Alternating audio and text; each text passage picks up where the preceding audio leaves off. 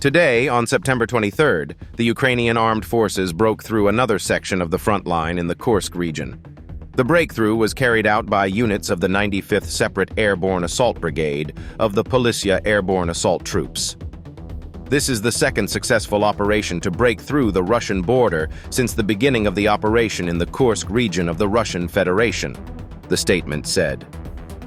The communications department did not specify where exactly in the Kursk region the front was broken through.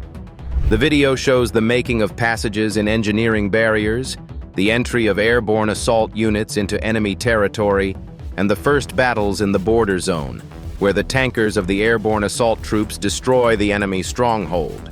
And then the Ukrainian infantry goes deeper into the territory of the Russian Federation to consolidate new positions in the Kursk region. Enemy aircraft continue to strike with guided aerial bombs on their territory. Currently, there are 16 known airstrikes with the use of 27 guided aerial bombs. Let me remind you that the Ukrainian Armed Forces launched an operation in the Kursk region on August 6th.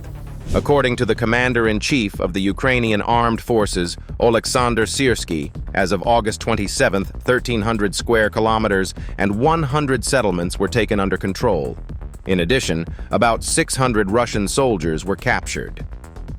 On September 11th, Russia launched a counteroffensive in the Kursk region and claimed to have quickly recaptured about 63 square kilometers from Ukrainian troops on the left flank of the territory occupied by Kyiv. The Ukrainian Armed Forces then attacked the group from the south and captured the village of Vesele. This was the first breakthrough of the Russian border in the Kursk region since the start of the operation in August. Also, the first missile attacks by the Ukrainian Armed Forces on Russian territory have borne fruit. According to a telephone survey conducted by the Russian project Chronicle, the vast majority, 63% of Russians surveyed, expect a peace agreement based on mutual concessions within a year. Another third of respondents are against ending the war, but almost half of Russians are ready to give it up. 49% support the immediate withdrawal of troops from the territory of Ukraine and peace talks without achieving the so-called goals of the Russian special operation. The Ukrainian Armed Forces have also struck again at Russian arms depots. 2 days of pause and another strike. This time it was a double strike. The first one was again in the Tver region, a few kilometers from Toropets, this time on the 23rd Arsenal of the GRU, near the village of Oktyabrski. In the Kuban, the Tikhoretsk Arsenal was hit. This was officially confirmed by the General Staff of the Armed Forces of Ukraine. They say it was hit at the moment when the next echelon arrived. It was supposed to unload at least 2,000 tons of ammunition, including North Korean ballistics. Tikhoretsk is among the 3 largest bases where the occupiers stored their ammunition.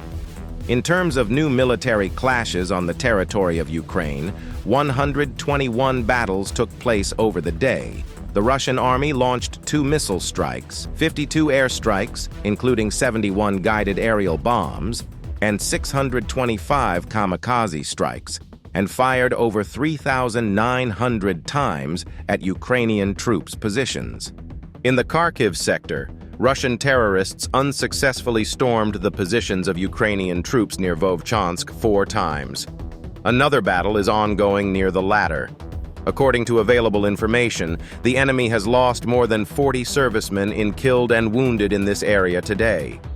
Ukrainian defenders destroyed an enemy anti-tank vehicle, 2 vehicles and 37 UAVs, and damaged a tank, an armored combat vehicle, 4 artillery systems, and an occupant's vehicle.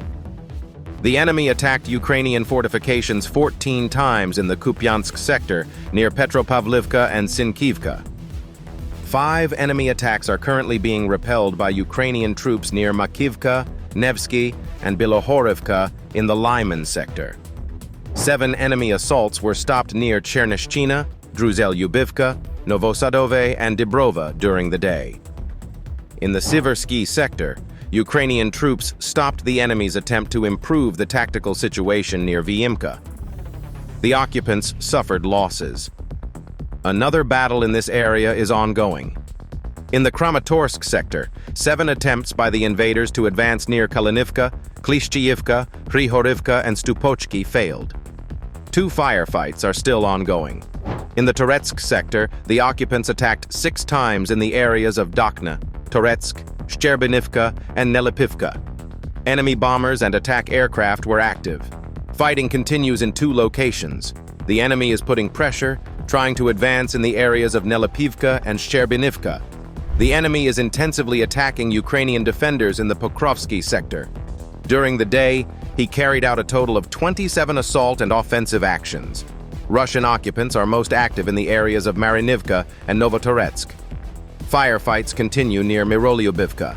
According to preliminary estimates, Ukrainian troops eliminated 145 occupants and wounded 163. A BM-21 Grad multiple rocket launcher, 6 artillery systems, a tank, an infantry fighting vehicle, 2 anti-tank weapons, 5 vehicles, and 3 motorcycles of the invaders were destroyed. Also, 13 artillery systems, 2 tanks, an infantry fighting vehicle, and 12 vehicles were damaged. Thank you, friends. Subscribe to the channel to keep up to date with the latest developments. This video was prepared by Hustler. See you soon.